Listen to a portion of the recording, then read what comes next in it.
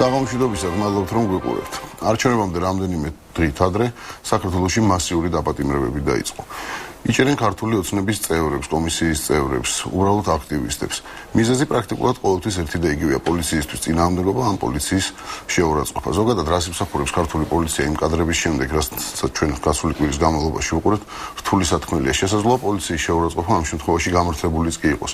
ბოდიშ ვიხდი ესეთი აზრის გამოთქმისთვის, მესმის რომ პოლიცია გვიცავს, თუმცა ისაც ვნახეთ, ნაკლებად ტოვებს იმის იმედს, რომ პოლიცია მართლაც გვიცავს და ჩვენ გვემსახურება. როგორც აღმოჩნდა, პოლიცია ხელს უწყობდა ჯალათებს, მათთვის ცოცხალი ხორცი მიქონდა, ესე ვთქვათ, და არ იძიებდა იმ დანაშაულებს, რომელიც ციხეში იყო. მათთვის არ იყო მნიშვნელოვანი გამოეძიებინათ სახელმწიფო მოხელეების მიერ ჩადენილი დანაშაულებები, ისინი უბრალოდ მოქალაქეებს დაძლებდნენ. დაკავებული უკვე 23 ადამიანია. ყველა მათგანს, როგორც უკვე გითხარით, ძირითადად ერთი და იგივე ბრალდებას პოლიციისთვის წინააღმდეგობის გაწევა ედება, როგორც წესი, მათ რამდენიმე დღიან ადმინისტრაციულ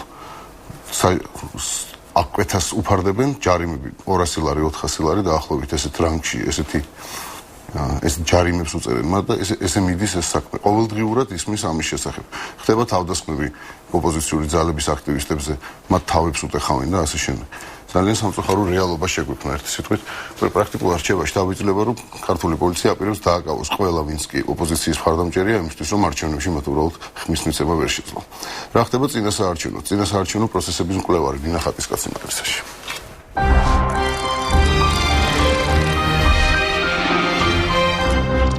საღამოშიდობისა ნინა. პრინციპში ეს პროცესი თქვენი მეუღლის დაპატიმრებით დაიწყო, შეიძლება იყოს ესეთი პირველი მერცხალი იყო ის. რა დააშავა ასეთი კახა? სასამართლოს დადგენილება უკვე არის ამასთან დაკავშირებით სიტყვიერი შეურაცხყოფის გამო ის მას მიესაჯა 40 დღიანი პატიმრობა. ეს იყო წვრილმანი ხულიგნობის მუხლით აღძრული საქმე, ეს იყო ადმინისტრაციულ სამართალდაღოვთა კოდექსის მიხედვით. ცესკოს წარმომადგენელი საულ ქოში, მის წინააღმდეგ დაწერა საჩივარი ცესკოს წარმომადგენელმა, რომლის მიხედვითაც კახა ჟორჟოლიანი ახორციელებდა მის მიმართ ფიზიკურ შეურაცხყოფას, უკაცრავად სიტყვიერ შეურაცხყოფას, რის გამოც ის ხელს უშლიდა კომისიის მუშაობას. მარტივად ვთქვათ, აგინებდა. ხო, ეს იყო საუბარი იმაზე, რომ ის აგინებდა. მართალია კახა თავად უარყოფს, იგინებას ადგილი არ ქონია და მოწმეებიც არსებობენ. სხვათა შორის ქართული ოცნების წარმომადგენელი საულ ქოში უბრალოდ დაკითხვაზე არც გამოუძახებიათ და მისთვის ჩვენებაც არ ჩამოურთმევიათ იმ ადამიანმა სოფრომაძე, ვინც უჩივლა კახას, არც კი დაუსახელებია ეს ადამიანი ერთ-ერთ იქ მყოფ ადამიანად. თუმცა თუნდაც ჩავთვალოთ, რომ ის აგინებდა საქართველოში წინასაარჩევნოდ არჩევნებამდე ერთი კვირით ადრე, როდესაც ადამიანი სიტყვიერი შეურაცხყოფისთვის, გინებისთვის თუნდაც 40 დღით საპატიმროში ზის, ეს უკვე თავად ფაქტი ამბობს თავის სათქმელს. ადმინისტრაციული რესურსების გამოყენება, მარეგულირებელი რესურსების გამოყენება, ეს ნიშნავს პოლიციის ზეწოლა ოპოზიციაზე ან ოპოზიციასთან დაკავშირებულ პირებზე. შეიძლება ეს შეფასდეს აი მე ახსნი ამას არის საერთაშორისო სტანდარტები და ასეთი რეკომენდაციები არის. როდესაც გარკვეული პრობლემებია თუნდაც ოპოზიციასთან დაკავშირებით, როდესაც წინასაარჩევნო პერიოდია და განსაკუთრებით 1 და 2 კვირაა დარჩენილი წინასაარჩევნოდ, ისედაც უფრო მწვავე დაიღექმება ხოლმე კონკრეტული ნაბიჯები ხელისუფლების ან მათი წარმომადგენლების მხრიდან. ეს იქნება საგადასახადო სამსახური, ფინანსური პოლიცია, ეს იქნება პოლიცია თუ ასე შემდეგ. მათ თავი უნდა შეიკავონ არჩევნებამდე ერთი კვირით ადრე, რა თქმა უნდა, თუ არ არის რაღაცა მართლაც სერიოზულ დანაშაულთან საქმე და ამგვარი ქმედებები კეთილსინდისიერი ხელისუფლების პირობებში ნაკლებად უნდა ხორციელდებოდეს წინასაარჩევნოდ. მე მახსოვს 2000 ადამიანური რაღაცა მინდა კითხოთ. თავი დავანებოთ რეკომენდაციებს საერთაშორისო ორგანიზაციებს, კოდექსებს და კანონებს და ასე შემდეგ. აი პირადად თქვენ ხო ხალი ხართ. გიკვირთ რომ სტუდენტებმა პოლიციას შეაგინონ აი არსებულ ვითარებაში. სტუდენტებმა ნებისმიერმა აქციის მონაწილემ უბრალოდ ესე გამოხატოს თავის პროტესტი. აი წმინდა ფსიქოლოგიურად ადამიანურად არის თუ არა ეს უცნაური. იცით რა, ზოგადად გინება და არასწორი ფორმები ყოველთვის უნდა დაიგოს. მაგრამ არის გარკვეული მდგომარეობა და სიტუაცია. არის არჩევნებამდე ერთი კვირა დარჩენილი. არის ძალიან ცუდი წინა ისტორია. ჩვენ მთელი საქართველო მონოსხულები ვართ, მე მგონი არც ერთი ადამიანი, არც ერთი ჩვენგანი სხვა თემაზე უბრალოდ ვერ ფიქრობდა ამ დღეების მანძილზე და მართლაც გასაკვირი არ არის რომ ადამიანები იყვნენ უფრო გაბრაზებულები აგრესიულები აქედან გამომდინარე პირიქით ხელისუფლება თავად უნდა ცდილობდეს ამის განმოხტვას და არა დაძაბვას იმგვარად როგორც ეს ხდება იგივე მესტიის შემთხვევაში კახას დაკავებას თან მოყვა ოჯახის წევრების კახას დის მისი ნათესავების თავ მოყრა და მანქანის წინ გადაღაბვა მართალია პოლიციის მანქანისთვის ხელის შეშლა არის კანონდარღვევა მაგრამ ჩვენ ხო კონტექსტი უნდა გავითვალისწინოთ აუცილებლად არის ძალიან კურიოზული სიტუაცია შინაგან საქმეთა სამინისტროს ვებგვერდზე განთავსებული ინფორმაციის მიხედვით აღძრულია სისხლის სამართლის საქმე აი ამ ხალხის მიმართ რომელმაც გზა გადაკეტა ოჯახის წევრები ძირითადად ქალები აქტიურობდნენ იქ ყველაზე მეტად და იბარებენ დღეს უკვე 6 ადამიანია დაბარებული და ეს ადამიანები არ მიდიან პოლიციაში როგორც მოწმეებად ისე არიან დაბარებული თუმცა მათ ეშინიათ რომ დაიჭერენ მაგრამ საქმე არ არის აღძრული და მე მივმართავ ახლა აქედან უწყებათა შორის ჯგუფს შინაგან საქმეთა სამინისტროს პროკურატურას და ყველა იმ უწყობებს რომლებმაც უნდა გასცენ პასუხი ვინ გამოიძახა რა მანდატი ჰქონდა პოლიციის უფროს რომ მან გამოიძახა თავდაცვის სამინისტროს 80 ჯარისკაცი 80 სამხედრო მოსამსახურე ეს არის დასაჭერად არა ეს იყო იმ ხალხის დასაშლელად 80 ჯარისკაცი საბედნიეროდ იმის გამო რომ არსებობს აპარატურა და ხდება ამის კადრების დაფიქსირება დღეს არის კადრები როდესაც თავდაცვის სამინისტროს წარმომადგენლები იფარებენ ხელს იმ ნიშნულზე რომ არ გამოაჩინონ რომ ისინი თავდაცვის სამინისტროდან არიან მე შევხვდით ინფორმაცია მივაწოდე ნატოს წარმომადგენლობას საქართველოში ისინი გაოცებას ვერ მალავდნენ ეს ცოტა ისე ნათქვამი რბილად ნათქვამი იმიტომ რომ გარდა იმისა რომ საქართველოს კანონმდებლობის დარღვევაა და სამხედროებს მონაწილეობა პირდაპირ თავდაცვის სამინისტროს რეგულარულ არმიას არ აქვს პოლიციური რეჟიმის ან შიდა საქმიანობაში ჩარევა გარდა ერთისა როდესაც საგანგებო სიტუაცია პარლამენტმა უნდა მიიღოს გადაწყვეტილება მაგრამ ამაზე უფრო მეტიც ნატოს სტანდარტებით საერთოდ არ აქვს ჩარევის უფლება საქართველოს კანონმდებლობაც რო არ იყო ჩვენ ვაცხადებთ ხელისუფლება აცხადებს რომ მიილტვის ნატოსკენ და ჩვენ მივდივართ ნატოსკენ ერთის მხრივ არის განცხადებული რაღაცა გეგმები და მეორე მხრივ სრულიად საწინააღმდეგო ქმედებები და მე ვეკითხები შინაგან საქმეთა სამინისტროს თუ აკეთებს რეაგირებას იმასთან დაკავშირებით რომ გამწარებული ადამიანები მანქანას წინ გადაუდგნენ რომელიც მალე დაიშალა და ამ ადამიანებმა გაუშვეს ეს მანქანა რატომ არ ხდება გამოძიება იმისა როგორ მოახერხა პოლიციის თანამშრომელმა 80 სამხედროს მობილიზება შუა მესტიაში და ეს ადამიანები დღეს ვითომც არაფერი აგრძელებენ თავის საქმიანობას იმყოფებიან ტერიტორიაზე სადაც ვთქვათ რეალურად ბაზაც კი არ არსებობს და თავდაცვის სამინისტრო არც აღიარებს იქ დანაყოფის არსებობას ეს არის ის რეალობა რომელიც თავიდან ბოლომდე არის ორმაგი სტანდარტი, ეს არის შერჩევითი სამართალი, ადამიანები რომელიც თქვათ გინებისთვის ან შეწინააღმდეგებისთვის. პოლიციაზე, როდესაც პოლიციის შეურაცხყოფა გასაგებია ყველაფერი, თუმცა არის შემთხვევები და ასეთ შემთხვევა ბევრია, როდესაც ეს შეხლა შემოხლა სიტყვიერი თუ ფიზიკური ხდება, თქვათ ერთი პარტიის მომხრეებსა და მეორე პარტიის მომხრეებს შორის. ხო, უბრალოდ ადამიანები არიან და რაღაც პლაკატი ჩამოხიეს თქვათ ან გადაღებეს ვიღაცის პლაკატი და ამასთან დაკავშირებით არის ხოლმე რაღაც დაპირისპირება. ყოველთვის ოპოზიციის წევრები არიან დამნაშავე. ყოველ შემთხვევაში აპატიმრებენ მათ და მათ უსჯიან ამ 40 დღიან საჯელს, 30 დღიანს, 10 დღიანს და ასე შემდეგ. ნუ ზოგს უბრალოდ ფულადი ჯარიმის სახით სასჯელი აქვს და ათავისუფლებენ. ესეც ორმაგ სტანდარტზე მიუთითებს ალბათ. არ შეიძლება რომ როგორ ეს მხარე დგას და იმას აგინებს და ის დგას და იღიმის და პოლიციას სწრაფად მე არ მჯერა ამის საქართველოში. ეს არის შერჩევითი სამართალი, მაგრამ ამ შემთხვევაშიც მე მიმაჩნია რომ აი ასეთ პოლარიზებულ გარემოში ამგვარი ტიპის დაპირისპირები არ უნდა დასრულდეს რაღაც კონკრეტული სასჯელის განხორციელებით 10 დღიანი, 40 დღიანი პატიმრობით. ეს ხომ ძალიან მარტივია. საქართველოს მასშტაბით უკვე დაახლოებით 30-ზე მეტი ადამიანია, რომელიც პატიმრობაში იმყოფება წინასაარჩევნო. იყო, მაგრამ მთელი დღე მოდის რომ სამტრედიაში, ქუთაისში, პრაქტიკულად ყველა რეგიონში და ეს ადამიანები არიან ყველაზე მეტად აქტიურად ჩაბმული წინასაარჩევნო კამპანიაში.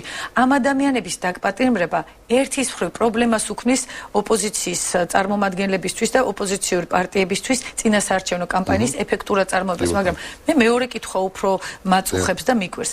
ნუ თუ ხელისუფლება ვერ ხვდება, რომ ამით უარყოფით მუხტს უფრო მეტად ზრდის, იმიტომ რომ მე დღეს ველაპარაკე ისევ მესტიაში და ვთქვათ ოჯახის წევრები მეუბნებოდნენ, რომ ის ადამიანები, რომლებიც იყვნენ სრულიად გაწონასწორებულები, რომლებიც ცდილობდნენ, რომ ჭრდილში ყოფილიყვნენ, არ გამოეხატათ თავისი პოლიტიკური პოზიცია, დღეს მოდიან და პირდაპირ ამბობენ, გათავდა ჩვენი არჩევანი გავაკეთეთ. ამის მოთმენა არ შეიძლება. დაგჭირდება კითხვა. ხომ არ არის ეს ხელოვნურად, ხელისუფლება ხომ არ ცდილობს ხელოვნურად გამოიწვიოს კიდევ უფრო დიდი დაპირისპირება, ვთქვათ, სამოქალაქო დაპირისპირება, ვთქვათ, იგივე პოლიციასთან დაპირისპირება, სასამართლო სისტემასთან, იმიტომ რომ დღეს გაჩნდა მოთხოვნა უკვე კოტე არა, კუბლაშვილის კოტე კუბლაშვილის გადადგომის მოთხოვნა გაჩნდა, უკვე მოთხოვნები იზრდება, უკვე სასამართლო სისტემაზეც გადავიდა, პოლიცია პრაქტიკულად საზოგადოების ერთი ნაწილის მიერ იგნორირებულია და არანაირ პატივისცემას აღარ იმსახურებს, რაც შეიცვალა ძალიან. ამოვი რომ შეგნებულად მიდის ხელისუფლება ესეთ პროვოკაციაზე. ჩემთვის ძალიან ძნელი ამაზე პასუხისგაცემა ორი ვარიანტი შეიძლება არსებობდეს. ერთი ის რომ ეს მართლაც შეგნებულად ხდება, ან მეორე უბრალოდ გაუაზრებლად ხდება და ყველა რესურსის გამოყენება ხდება, რაც კი შეიძლება გამოიყენოს ხელისუფლება. ორივე შემთხვევაში დანაშაულია თუ არა? ერთი რამ ცხადია, დანაშაულია რა თქმა უნდა, ერთის მხრივ ადმინისტრაციული რესურსის გამოყენების თვალსაზრისით, მეორეს მხრივ შერჩევითი სამართლის თვალსაზრისით და მესამე უკანონობის ჩადენით. უკვე თუნდაც გუშინდელი ცენტრალური საარჩევნო კომისიის გადაწყვეტილება გადაღების შეზღუდვასთან დაკავშირებით სრულიად უკანონოა. ის ეწინააღმდეგება ორგანულ კანონს. ორგანულ კანონში ნათლად არის განსაზღვრული, რომ გადაღება დაშვებულია და როგორ არის დაშვებული. ის რეგულაციები, რომელიც გუშინ ცენტრალურ საარჩევნო კომისიაში დადგინდა, არის სრულიად მიუღებელი და ამაზე ჩვენ ვისაუბრებთ გადაცემის შემდეგ ნაწილშიც უკვე. ანუ რეალურად სწორედ ეს არის. მთავარი ის არის, რომ მე ჩემის აზრით დღეს არ არის გაყავს თუ არა ხელისუფლებას გარემო თანაბარი პოლიტიკური პარტიები. გაყავს თუ არა ეს არჩევნები კანონგარეთ, ესე ვთქვათ. ნამდვილად გასულია, ეს არის უპრეცედენტო რაოდენობა დარღვევისა. მე უკვე ჟურნალისტებსაც, როდესაც ველაპარაკები, ისინი მეუბნებიან, რომ ვეღარ აუდიან ამ ფაქტების, ასე ვთქვათ, დაფიქსირებას და მათზე რეაგირებას და იგივე მდგომარეობაში ვართ ჩვენ. მე მთელი დღე ვეცნობი რაღაც კონკრეტულ ფაქტებს. ყოველ წამს მირეკავენ რაღაც კონკრეტულ დარღვევებზე და ეს მუდმივად გრძელდება. აი ახლა მესტიის საოლქოდან ასევე ცდილობენ გამოიტანონ შემთხვევით ნაპოვნი დოკუმენტი, სადაც არის ქართული ოცნების აქტივისტების შესახებ დეტალური ინფორმაცია. აი მე ვსვავ კითხვას, რა უნდა საოლქო საარჩევნო კომისიაში ოპოზიციის აქტივისტების შესახებ ინფორმაციას. ეს ინფორმაცია, ამ ინფორმაციას არ აძლევენ, თუმცა ჟურნალისტებმა მოახერხეს მისი გადაღება. ეს არის საოლქო კომისია, არის დამოუკიდებელი ორგანო, სადაც ხდება არჩევნების ადმინისტრირება და იქ აღმოჩენილია პოლიტიკურ ოპონენტზე, ოპოზიციის აქტივისტებზე სხვადასხვა გვარის ინფორმაცია. ვინ არის გვარის სახელი, ზოგ შემთხვევაში ფოტოსურათი, მათ შესახებ დეტალური ახალი თემა არ არის. ეს სხვა რეგიონებში უკვე ესეთი ინფორმაცია გავრცელდა. ეს რაღაც იმასთან არის კორელაციაში, გურიაში რომ ჩიპი იპოვეს ხო პოლიციას და დაახლოებით ესეთი რამ არის, პოლიცია, საოლქო საარჩევნო კომისია. ის ადამიანი, ცესკოს წარმომადგენელი, რომელმაც ვთქვათ კახას წინააღმდეგ საჩივარი დაწერა, ის უნდა იყოს მიუკერძოებელი ადამიანი. არის საბედნიეროდ ფაქტობრივი მტკიცებულები ვიდეო მასალის სახით. ის გადაადგილდება მაჟორიტარ დეპუტატთან მოქმედ მართველი პარტიის. ის ნაციონალურ მოძრაობასთან ერთად რესტორანში დადის. ის გამოდის მართველი პარტიის ოფისიდან. ის მუდმივად იმყოფება ერთი მხარის გარემოცვაში. როგორ შეიძლება ვინ უნდა გადაწყვეტოს, რომ ეს ადამიანი არასრულებს ცენტრალურმა საარჩევნო კომისიამ უნდა მოახდინოს ამაზე რეაგირება. მე როგორც ვიცი, უკვე ქართულმა ოცნებამ შეიტანა კიდეც ამასთან დაკავშირებით ცენტრალურ საარჩევნო კომისიაში შესაბამისი განცხადება და ეს მართლაც მიუღებელია, რომ ადამიანი, რომელიც უნდა იყოს დამოუკიდებელი, ტრენინგებს უნდა უტარებდეს, ყველას, რომ სამართლიანი არჩევნები ჩაატაროს, თავად წარმოადგენს მხარეს. რასაც თქვენ ამბობთ, უკვე ჩვენ პრაქტიკულად მივიღეთ უსამართლო არჩევნები უკვე დღეს შეგვიძლია ვთქვათ, რომ არჩევნები არ იქნება სამართლიანი. სრულიად არათანაბარია და ძალიან ბევრი პრობლემა აქვს უკვე ოპოზიციაში შექმნილი. თავიდან თქვენ გახსოვთ, დაიწყო ეს ძალიან დიდი ოდენობის სანქციებით. სახელმწიფო აუდიტის თემა ეხლა გადავიდა მეორე პლანზე, თუმცა მან თავისი საქმე განახორციელა, თავისი საქმე შეასრულა და ამის შემდგომ მისი ვთქვათ ხელმძღვანელი პირები ვთქვათ დაჯილდოვდნენ, კანდიდატებიც კი გახდნენ მართველი პარტიისა. ეს ერთგვარი ილუსტრირება არის, რამდენად მიუკერძოებელი შეიძლება იყოს ეს ინსტიტუტი და ეს ეხლა უკვე აისახა პოლიციის ქმედებებში, დაკავებებში, ზეწოლებში, უფრო მეტიც ეხლა მიდის უკვე რამდენიმე რაიონში უკვე არის ინფორმაცია, რომ პატიმრები გამოუშვეს, მათთან მუშაობენ ძალიან ახლოს, რომ მათ მოახდინონ ზეგავლენა ამორჩეულზე.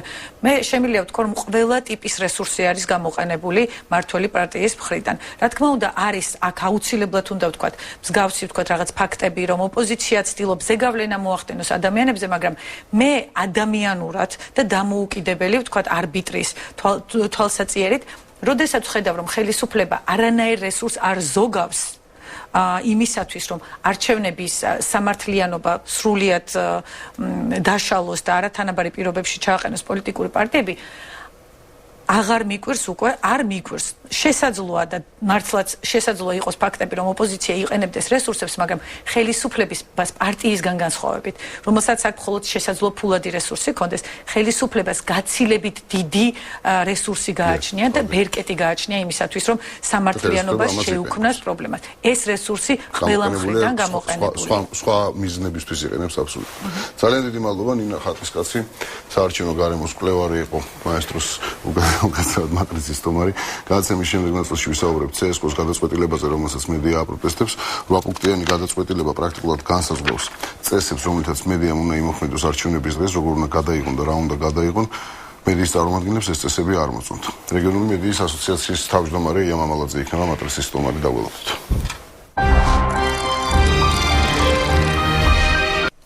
ცენტრალური საარჩევნო კომისიის შექმნილი რეგულაციები მედიისთვის. როგორ უნდა გააშუქოს მედიამ არჩევნები. 8 პუნქტიანი დოკუმენტი ჟურნალისტების აღშფოთებას იწვევს. დღეს CSKO შენობასთან უკვე მიტინგიც გაიმართა და პრინციპში არის შეთანხმება იმასთან დაკავშირებით, რომ ეს პუნქტები შესაძლოა გადაიხედოს და გარკვეულწილად რაღაცა შეიცვალოს კიდეც. რას ითხოვს მედია? ია მამალაძე მატრიცაში.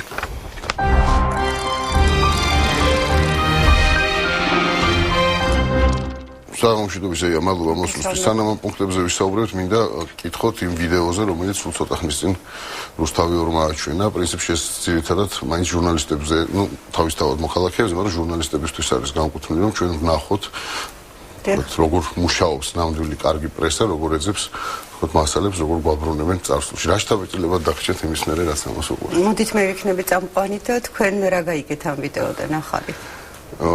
მე სიმართლე გითხრათ, ერთი რამე გავიგე, რომ რუსთავი ორმა გადაწყვიტა, რომ არ იყოს მხოლოდ საქართველოს შინაგან საქმეთა სამინისტროს პრეს-ცენტრი და გაუჩნდა სრული საფრანგეთის ჟანდარმერიის პრეს-ცენტრობა შეითავსოს. ჩვენ ხო ვნახეთ, რომ გოგა ხაინდრავარი რუსეთის ჯაშუში, ამაზე ფილმები ვნახეთ, რომ ქურდებთან აკურდე.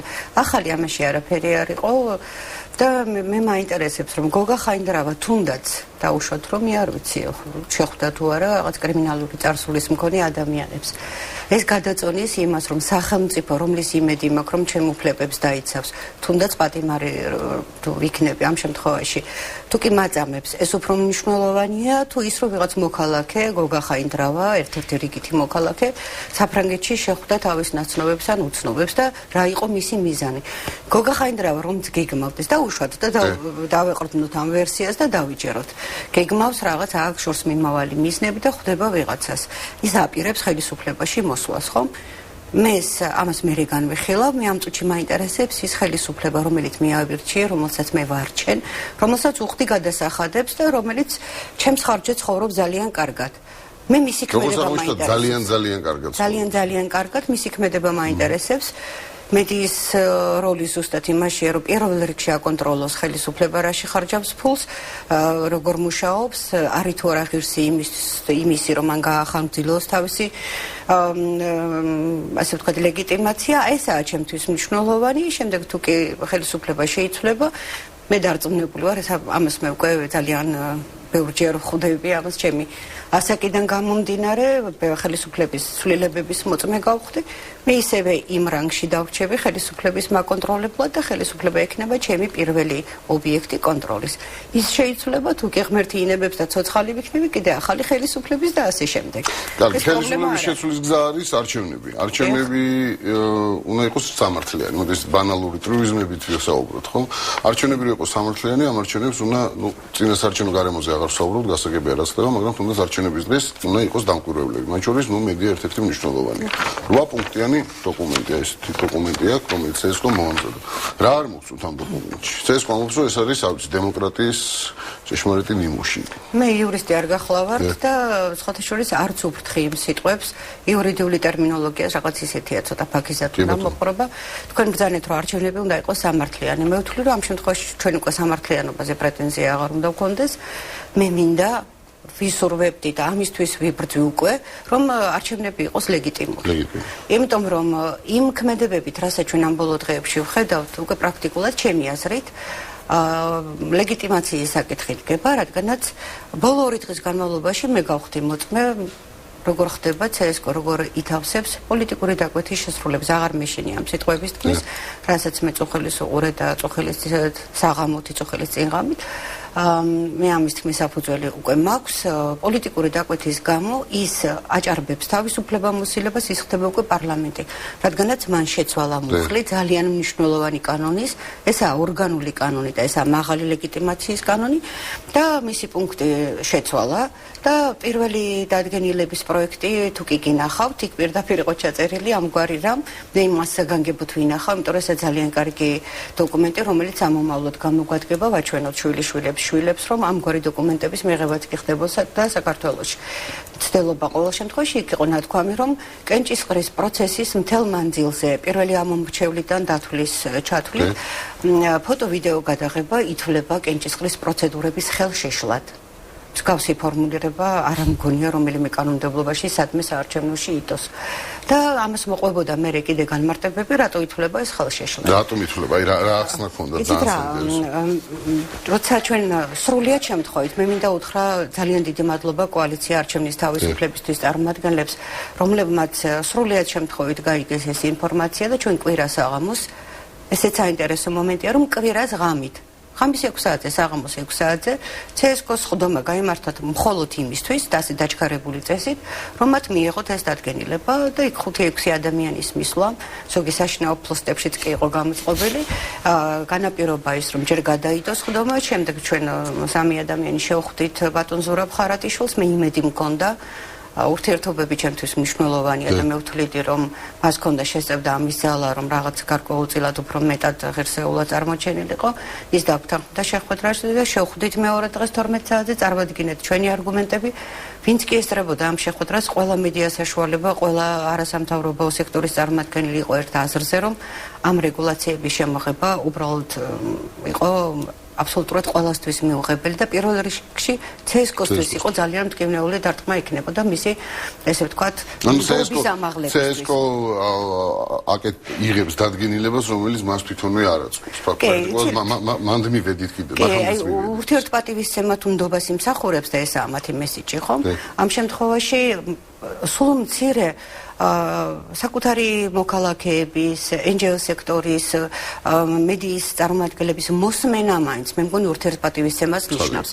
არანაირი არგუმენტი აი საწინააღმდეგოდ ამის მე ვერ მოვისმინე რეალური და ცოტა სასაცილოც კი იყო ეს იყო არგუმენტები რომ ჟურნალისტები ერთმანეთს თორმე ცხრპირს დავალეწავთ საარჩევნო უბნებზე რომ თურმე მოქალაქეების უფლებები უნდა იყოს დაცული და იქნებ ზოგიერთ არ უნდა რომ დაფიქსირდეს რაღაც რომელიღაცა ვიდეო პირზე მე მაინტერესებს რომ როდის ხდება ამ უფლებების დაცვა ასე მნიშვნელოვანი მაშინ როცა პატიმრებს აი ესე ვაწამებთ და თან პირზე ვიღებთ და ამ დროს არ ვზრუნავთ იმაზე ადამიანი მიდის საარჩევნო უბანზე რა თქმა უნდა საჯარო ადგილია და პირიქით დაცულობის ყველაზე მაღალი ხარისხი არის ბევრი ფოტო და ვიდეო კამერა ნებისმიერ ადგილას არა ისედაც ადამიანი რომელიც იქნება ამ ფოტოზე თუ ვიდეოზე გადაღებული რომელიც რა თქმა უნდა კანონს არ არღვევს ჩვენ შეგვიძლია ვთქვათ რომ ის არის მაღალი მოქალაქეობრივი რა თქმა უნდა არჩევნებზე მისული ყველა მოქალაქე როგორ არჩევანსაც არ უნდა აკეთებდეს კანონიერს რა თქმა უნდა და მისი უფლებამოსილების ფარგლებში ის არის ღირსეული მოქალაქე და ეს ძალიან კარგია და მისი უფლებაა ვისაც აერჩევს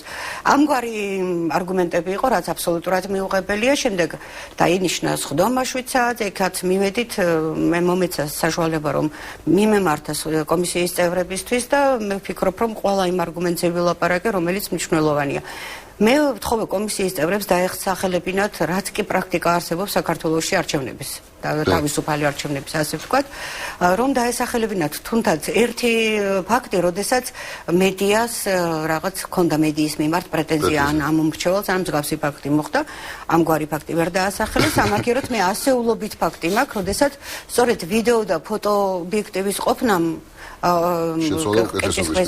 შენობაში დააფიქსირა ყალბი პირადობის მოწმობები და ეს წარდგენილია CSKO-შიც და მთავარ პროკურატურაშიც. დააფიქსირა უამრავი ბიულეტენების ჩაყრა. დააფიქსირა ადამიანები ამ ხელი შეუწყო არჩევნების ამას რა მოყვან ეს კიდე სხვა საკითხია, მაგრამ დააფიქსირებას. ახლა შემდგომი დადგენილება, რომელიც მივიღეთ, სხვათა შორის ისე მოხდა, ეს რომელიც ჯერჯერობით მოქმედია ამჯერად. რომელიც მოქმედია ამჯერად, ეს ჯერ კიდევ პროექტია. ეს პროექტი გვაქვს, მაგრამ რომელსაც კენჭი უყარეს. და იმის მერე აღარ გამოქვეყნებულა ეს, რომ ჩვენ გავიგოთ, რომ ამაში რა შევიდა და რა არა. და დღეს ბევრი ჩემი კოლეგა მსჯელობს იმის გარეშე, რაც დოკუმენტი მას არ უნახავს. იმიტომ რომ დოკუმენტიც კი იქ იყო დეფიციტი. სრულიად პირატული მითი მოვიპოვე ეს დადგენილების პროექტი და ჩემდა გასაოცრად ამაში არის იმდენად ისეთი ერთმანეთის საწინააღმდეგო და რაღაც იმდენად გაუმართავი ფორმულირებები ამუხლების, რომ მაგალითად დაუშვებელია კენჭისყრის შენობაში, კენჭისყრის კაბინის ფოტო-ვიდეო გადაღება. კანონში იყო ჩანაწერი, რომ კაბინის შიგნით არის ფოტო-ვიდეო გადაღება. ჩვენ ანუ კაბინის გადაღება უკვე აღარ შეგვიძლია. თუნდაც გარედან რომ აჩვენო, რომ ნამდვილად რომ იმაში 10 ადამიანი შედის. კი ბატონო. ამისი გადაღების უფლება არ აქვს. ჩვენ შეგვიძლია თავისუფალ რეჟიმში გადავიღოთ მხოლოდ ერთმა მედია საშუალებამ 10 წუთი. ამ 10 წუთის შემდეგ ჩვენ უკვე ისიც მაშინ, როდესაც უბანზე იმყოფება მაღალი საჯარო ინტერესის მქონე პირი, მაგალითად პრეზიდენტი ან სასულიერები და ასე შემდეგ. ამის შემდეგ თუ კი ჩვენ გვინდა რომ გავაგრძელოთ გადაღება, ჩვენი კამერები უნდა დავაყენოთ გამოყოფილ ადგილას. ეს გამოყოფილი ადგილი არის ნაჩვენები რამე სქემაზე, როგორც წესი ხო 20 კუთხედია, ხო? ანუ კუთხეში უნდა ვიდგეთ თუ არ არის სქემა კი არა, ეს დაიწერა ნახევარსაათში, როცა შესვენება გამოცხადდა და არგუმენტი იყო, რომ ახლა ღამის ხوار გავათენებთ ამისთვის და როცა მე ვითხოვე რომ მოდი ორი ღამე გავათენოთ 3, 10, ოღონდ მივიღოთ ის რაც გვინდა და ანდა არ ვიწვალოთ. კანონში ეს ყველაფერი გაწერილია, ეს ყველაფერი არის სრულიად ზედმეტი და უკანონო. და დავტოვოთ ისე როგორც არის კანონში. კანონში რა წერია ამას? კანონში წერია, ეს არის მეორე თავი და მერვე მუხლი. 25 პუნქტია კენჭისყრის შენობაში ყოფნის უფლების მქონე პირებს. კენჭისყრის კაბინის გარდა საარჩევნო პროცესისთვის ხელი შეშლის გარეშე შეუძლიათ აწარმოონ ფოტო-ვიდეო გადაღება. სრულიად გამართულად, კარგი ქართულით ჩაწერილია, რომ ყველაფერია. რა ითვლება ახლა საარჩევნო ხელშეშლად რა ითვლება? მოდით მაშინ მაღაზიები საუბრობ და მე ეს სხდომაზეც ვთქვი. კომისიის თავმჯდომარეები, რომელსაც ასევე ჩვენ ფულს ვხარჯავთ და სხვათა შორის და საერთაშორისო ორგანიზაციებსაც მივმართო, რომლებიც ამ წუთში არიან რაღაც საეჭვო ძალიან ჭუმად. ჩვენი ფული თუ დიდად არ დარდებათ, საკუთარი გადამხდელების ფულზე იზრუნონ და მათ ძალიან ბევრი გაიღეს იმისთვის, რომ ტრენინგები ჩაეტარებინათ საერთოდ. ანუ არსებობს ამის დეფინიცია უფრო მკაცრი. იცით რა?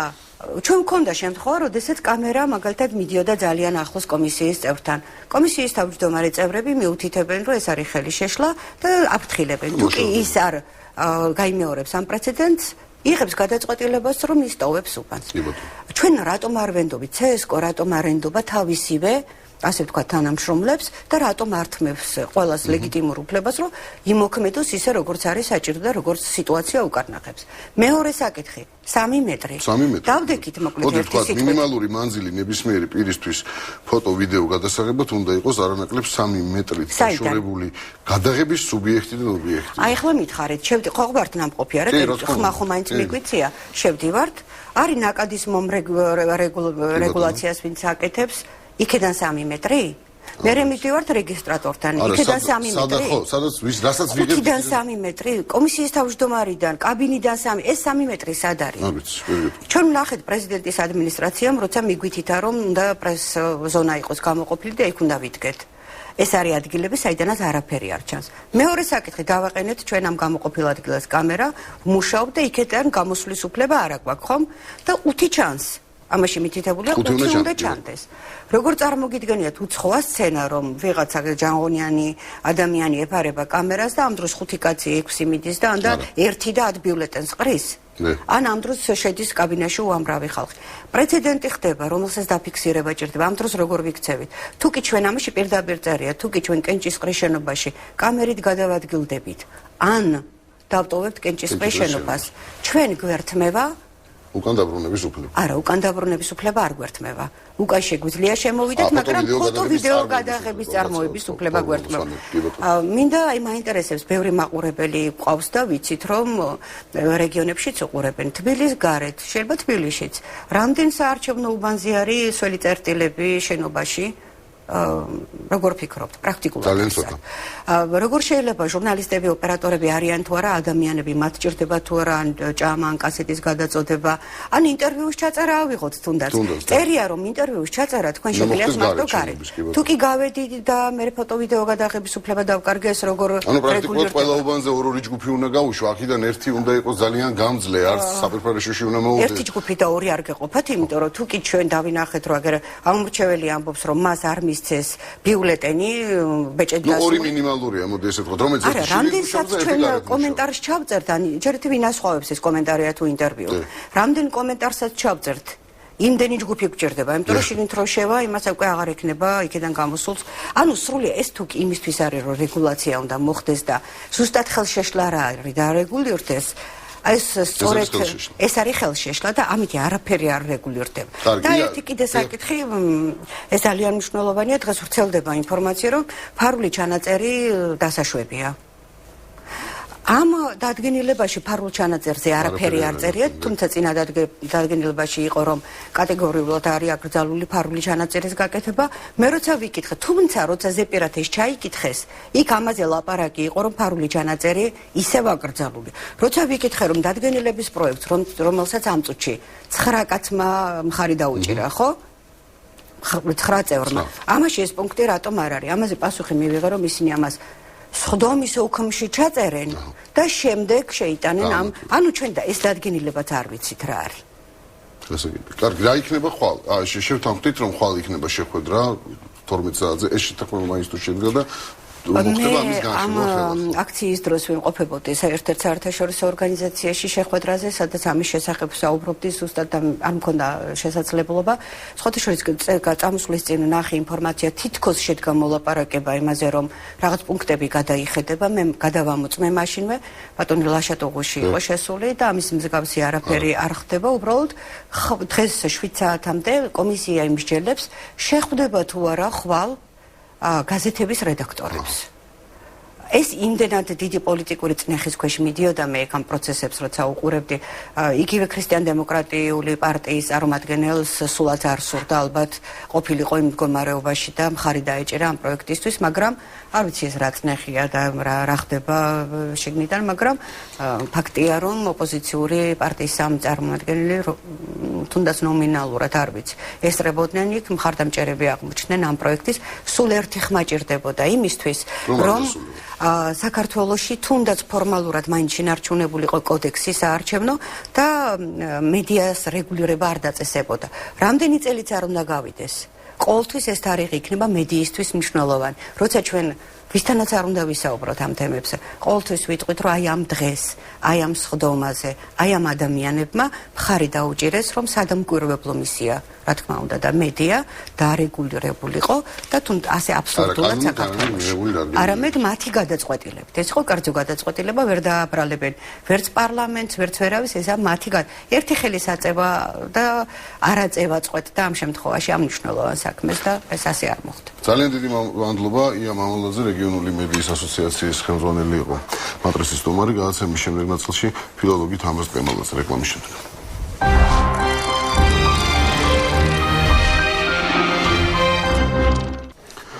ბოლო დღეებში საქართველოში რაღაცა ძალიან შეიცვალა. განსაკუთრებით ეს სოციალურ ქსელებს დაეწყო.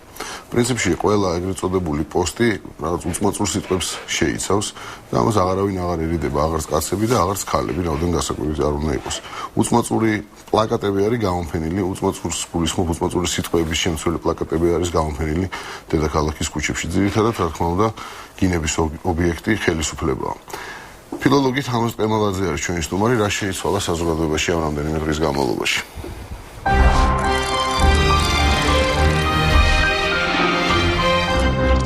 საღამოშვიდობისა ბატონ თამაზ, თითქოს რაღაც იმ ციხის კადრებმა ქვეყანაში ყველა ტაბუ მოხსნა და უკვე ესე ჟარგონულად ვიტყვი, აღარაფერი აღარ ტეხავს, აღარ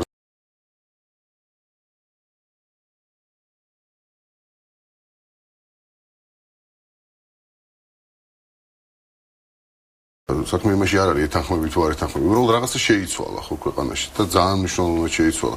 ის რაც ჩვენ ვნახეთ, იმდენად ამაზრზენი იყო, რომ ყველა ტაბუ მოხსნა თითქოს. ესეა ხო რაღაც მე ესეთი შტაბიჭილება ვჭირ. ასეა, მაგრამ საზოგადოებას რა თქმა უნდა მართებს თავშეკავება.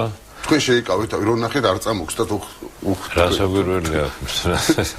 რასაკვირველია მე ალბათ ათასობით ადამიანმაც თვალი დახუჭა და ვერ უყურავს საშინელებას ესეთ დღეში ვიყავი ჩვენ ყოველთვის უნდა გავითვალისწინოთ ჩვენი მომავალი თაობა რომელიც გინდა თუ არ გინდა ტელევიზორს არის მიჯაჭული და ყველაფერს აქედან იგებს ცუდს და კარგს, მაგრამ სამწუხაროდ კარგს ძალიან ნაკლებად. მომავალი თაობა არის გამოსული ქუჩაში სტუდენტებს გულისხმობ და თუ მათ პლაკატებს დააკვირდებით, ჩემი სიტყვების გამეორება არ მინდა უბრალოდ ეთერში, მაგრამ თუ ძველი ანეკდოტის არ იყოს, თუ მოსმაწურ სიტყვებს რაღაც ტუთი შევცვლით, შეგვიძლია ვთქვათ, რომ პლაკატებზე ტუ წერია პირდაპირ. ესეთი ამბავია.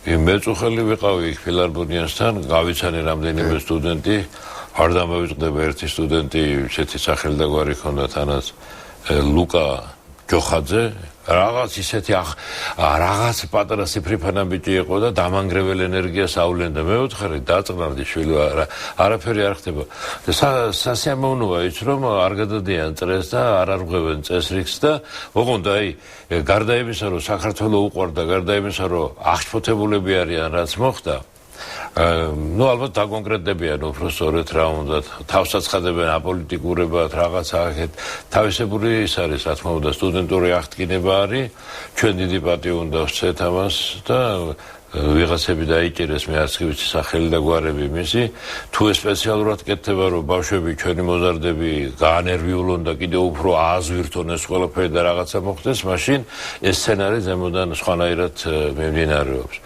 ვასალოთ თავისი აზრი თქვენ და შემდეგ გადავწყვიტოთ ჩვენ სახელმწიფოც არის და საზოგადოებას დღეს ესენი ჩვენი შვილები არიან ჩვენი მომავალი თაობები არიან მაგრამ მე მინდა აქვე დავძინო ის რომ ეს ის ბავშვები არიან რომლებიც იმ 2004 წლიდან დაწყებული ფაქტიურად აი სცენარია დაწერილი თუ როგორ გაურეცხონ ამათ გონება სული გემოვნება როგორ მოაცილონ ესენი თავიანთ ეროვნულ ძირებს და როგორ წარმოქმნა რაღაც ახალი მოდელი რაღაც ადამიანისა რომელიც არ არის ქართველი და ქართული სახელი და გვარით არის ამათ შერჩენიათ ყველაფერი და შერჩენია ჩვენ სახალხოებას ყველაფერი და აფერում ამათ მე ვარ გახარებული როგორც აქ არ არის ალბათ მარტო ქართველობის ამბავი ისაც ჩვენ ნახეთ ეს მარტო ქართველებისთვის არ იქნება ალბათ პრობლემა ხო ამას გააპროტესტებს ცივილიზაციის ამბავია ან ხარ ცივილიზებული ადამიანი ან ხარ ნუ ან არა ხარ ცივილიზებული ადამიანი ხარ ზღვარი ძალიან მყიფეა რა თქმა უნდა მაგრამ ის ვინც ესეთი პოსტებიც არის თქვათ იგივე ინტერნეტში რომ გასაგებია რომ ეს ყველაფერი ძალიან ცუდია მაგრამ ის ადამიანები ვისაც აწამებენ იყვნენ ქურდები და მეტის ღირსები არიან აი ეს რა მოდელია ეს აზროვნების ეს რთული გასაგებია და არის მეორე მოდელი ხო რომ მნიშვნელობა არ აქვს ვინ არის ეს ადამიანი ის უბრალოდ ადამიანია და ასე რომ მასთან ესე მოპყრობა არ შეიძლება გასაგებია მე მინდა რომ აი ჩვენ საზოგადოებას უთხრა ჩვენი ეთერის საშუალებით რომ ძალიან წარსულში რო არ გადავიდეთ აგერ მეფე ერეკლეს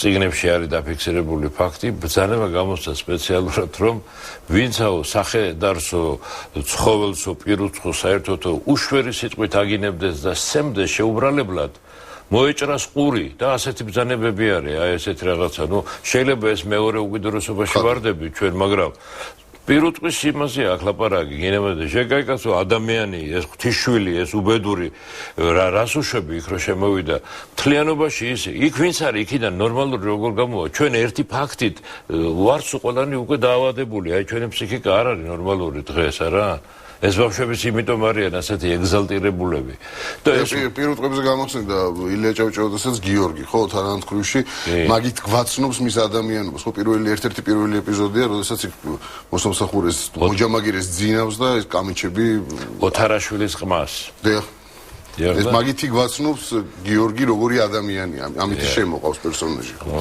დიდი ნაწარმოები ახსენეთ მე მინდა კიდევ ერთი რამე ვთქვა რომ ახლა აქ მოვდიოდი ეკრანზე ვნახე ჩვენი პირველი პროკურორი თუ რა ქვია მას აღაცის წარფშეკრული აცხადებს რომ იქ საფრანგეთში ქურდები რაღაცა მოდიან აი ახლა რასაც აკეთებდნენ რომ ესე იგი ამ ვინც მოდის თქვა იმას უნდა ქურდების შემოყვანა აქ მოდის უკან დახევა უნდა ეს რა სასაცილო არის ახლა კი ეგონათ ამათ რომ ჩვენ ყველანი ვიყავით აბსოლუტურად უაზროები და პირუტყვებები სამართები ასე რომ ვთქვათ პირუტყვებს მე ახლა იმას შეურაცხყოფას ვაყენებ ერეგლის მეშინია ერეგლი მეფის ხო და ასე ხო არ არის კაცო ბოლოს და ბოლოს არა ვის ატყუებ რა ატყუებ ჩვენ ჯელობთ ამაზე ბატონ თამაზ დღეს ჩემთან იყო ხო ეს ლაბარაკი და ესეთი აზრი გამოითქვა რომ პრინციპში ამ ხელისუფლების ერთ-ერთი ყველაზე დიდი შეცდომა შეიძლება იყოს რომ მათ ჩათვალეს რომ ისინი ბევრად ჭკვიანები არიან, ბევრად განათლებულები არიან, ბევრად ყოჩაღები არიან, ვიდრე თქვენ, მე,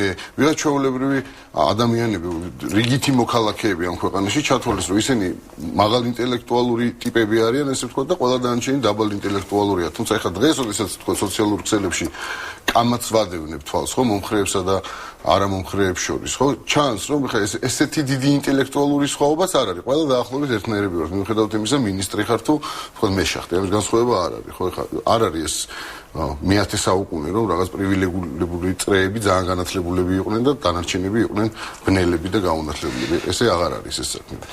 შევატონო რა განათლებულებიც არიან ჩვენ აზრი შენმე გვანან წერია ეს სახარებაში და მაგისი ინტერპრეტირება არის ვეფხისტყაოსანში რომ რაც კოკაში დგას იგივე წარმოსდინდება აგერ მიშა სააკაშვილმა რამდენი სიტყვა თქვა იმდენი სადავიმალო სირცხვილით მე აღარ ვიცი ამ ხნის განმავლობაში და მე რაც შეეხება უწმაწურ სიტყვებს და გამოთქმებს პრეზიდენტმა დანერგა ეს უწმაწური სიტყვები საქართველოში გამეორებაც კი არ შეიძლება ისეთი ფრაზები აქვს მას ადამიანების მიმართ ნახმარი და ისეთ ზიზღსავლენ საერთოდ რაღაცნაირად ნუ ეს იგი არ ვიცი აი სად არის ჩაგუებული ადამიანის გულში ამდენი რაღაცა უკეთურება ამდენი ისა არავით არის სითბო არავით არის სილბო არავით არის სინატიფე, არაფერი არ აქვს. და თუ აავლენს ამას, ყოველთვის არის ფარისეველი, ყოველთვის არის მიუღებელი. მაგას კი არა, ბოდიჩიბა მეთხოვია საზოგადოებაში, საცივს არავინ ჭამს და მაგას ვინ შეჭამს? მაგისი მსახიობობა და მაგისი გრიმასები და მაგისი ტყუილი, ვის შეიძლება რომ ეს გაუვიდეს? არ არის. ვიყოთ ამის შემდეგ, რაც მოგვივიდა ჩვენ თავს ამ ხნის განმავლობაში, ეს ჩემი თაობის ბრალია, მე ჩემი ბრალია. იქ რაც ვნახეთ ციხეში, რა თქმა უნდა, მე ვაღიარებ, რომ მე ვარ ერთი დამნაშავეთაგანი რა. რასაკვირველია, ნუ შემიძლია მე ამის თქვა და ყველამ უნდა თქვას ეს რომ ჩვენ ვარ დამნაშავე. იმიტომ რომ ეს არასდროს აღარ უნდა განმეორდეს. ჩვენ აღარ ვიქნები, ჩვენი თაობები მოვლენ, გაიხარებენ, გაიზდებიან, მოხუცდებიან, სხვა თაობები იქნებიან და ეს უნდა იყოს უმწარესი გაკვეთილი იმისა, რომ არ ვიცი, აი აღარ უნდა გაიმეოროს ერმა ეს ყველაფერი. ეს არის ბატონ თამაზ პრაქტიკულად თქვენ გაიცით ახლა ამ კითხვას პასუხი, მაგრამ ხა მაგაზეს დისკუსია მიდის, ეს არის ხელისუფლების ბრალი, ეს არის საზოგადოების ბრალი თუ ეს არის ერის სირცხვილი. აი რომელია ამ სამიდან? მე გეტყვით რომ ეს სამივე ერთმანეთთან კონტაქტში არის და პირველ რიგში ეს არის საზოგადოების ბრალი. ახლა წაგა თქვენ ილია ჭავჭავაძის ოთრან თქვი ახსენეთ, მოდი მეც ილია ჭავჭავაძის ერთ პატარა ნაწარმოების ერთ დეტალს ვიტყვი. ეს არის სარჩობელაზეთ. რა იყო აქ რა მოხდა რომ აი ესეთი გლეხები მოდიან რომელსაც დროული კაცი პეტრე მოუძღვება და უცებ გამოჩნდება რომ ლოჭინის ხევში ღამე უნდა გაათიონ და შემდეგ თბილისში შემოვლენ გამოჩნდება ორი ძალიან საეჭვო ახალგაზრდა რაღაცა სხვანაირად აცვიათ აჩაჩულ დაჩეჩილები და ერთი სულ ტრაბახობს და ისინი სხვები იცინიან ამის ტრაბახზე და პატარა ძმას ღინს ერთი სიტყვით რო გათენდა ამათმა საჭმელი აჭამეს და აძინეს მოუარეს რაღაც რო გათენდა პეტრეს მოჭრილი ჯიბეები რაღაც სამოაჭრეს ფული მოპარეს და ვაი შენ ჩემო თავო ეძახოსი პეტრე და როგორ ახალდა და გავიდა დრო ეს ბიჭები გაიზარდნენ როგორ ჩანს და ერთხელ პეტრე თავისი თვალით ნახა რომ ერთ-ერთი ჩამოახჩეს იქა მოკლედ ვამბობთ რა თქმა უნდა ყველა მიცის ესა და მე ეს მეორე ძმა წერილი მიწერა პეტრეს და იქ დაადანაშაულა პეტრე და სულ ყველას დედას გიტირებთო და პეტრეს წაუკითხე რა ჩემი ბრალია კაცო ამოიკვნესა პეტრემ და გენიოსი ილია ჭავჭავაძე ფანტასტიკურად ამთავრებს მოთხრობას კითხვის ნიშანით თავდება პირდაპირ მართლაც და რა შუაშია ჩვენი პეტრე და დამთავრდა მოთხრობა. ჩვენი პეტრე იმ შუაშია, რომ როდესაც დაინახა, რომ ასე დღეში იყვნენ ეს უპატრონო ბავშვები, რომლებიც აშკარად გზას იყვნენ აცილებული, უნდა ჩაევლო ხელი და გულში ჩაეხუტებინა და არ უნდა გაეშო ეს ბავშვები, სხვანაირად უნდა მოპყრობოდა, აი სხვანაირად. და აი ამაში დავაშავეთ, ჩემო კარგო ჩვენ, რომ თავდაპირველად რომ მოვიდნენ ეს აკმაძვილები და ძალიან ბევრი გახარებული იყო, დიდი პროცენტით მოვიდნენ, ნამდვილი გამარჯვებით მოვიდნენ.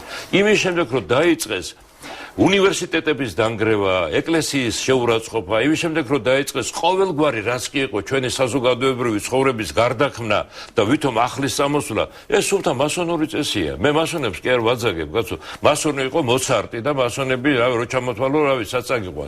ეს არის ამათ უნდა დაანგრიონ ყველაფერი რაც იყო და თითქოს ახალი უნდა. ახლა ეს ლაზიკა და ლიზიკა და ეს რო შენდება და იქ ბანა რო გაიქნია ხელი, ბანა ავაშენო და ბატონებო, ეს ჩემი ქვეყანა არის, ეს ჩემი სიწმინდეები, ასე ნუ ეხებით ამას რა. მე შევცვლი აქამდე რომ ვდუმდი. თუმცა ჩემს საქმეს კი ვაკეთებდი, მაგრამ აქტიური პოზიცია არ მეჭირა. და მე მთელ საზოგადოებას მოვუწოდებ, რომ არასდროს აღარ გავჩუმდეთ, არასდროს აღარ დავდუმდეთ, თორემ რაც ვნახეთ, ასჯერ უარესი რაღა იქნება. მეტი არაფერი აღარ იქნება, საქართველო აღარ იქნება, აღარც მომავალი იქნება და აღარც გვირავიდან სინათლე აღარ გამოჩნდება. ძალიან დიდი მადლობა, თამარ ყემალაძე, ფილოლოგი იყო მატრიცის სტუმარი, ჩვენი გადაცემა პრაქტიკულად დასრულებულია, ზუსტად 8 საათზე ეთერში ვასილ მაღლაფერიძე და მისი კონსილიუმი. მე კი ხვალამდე გემშვიდობებით, მადლობა.